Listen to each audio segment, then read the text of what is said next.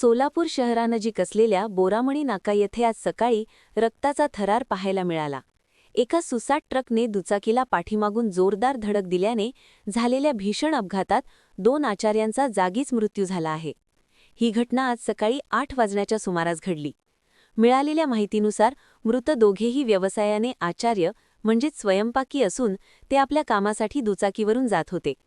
बोरामणी नाक्याजवळ आले असता MH04GC2910 या क्रमांकाच्या ट्रकने त्यांच्या MH13BT5822 या क्रमांकाच्या दुचाकीला पाठीमागून भीषण धडक दिली.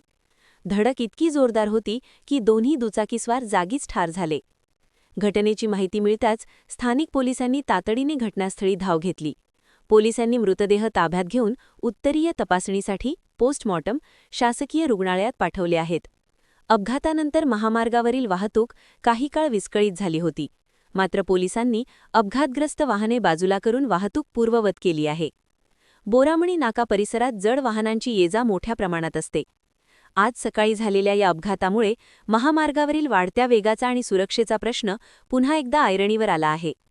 पोलीस सध्या या प्रकरणी अधिक तपास करत असून ट्रक चालकावर कायदेशीर कारवाई करण्याची प्रक्रिया सुरू आहे.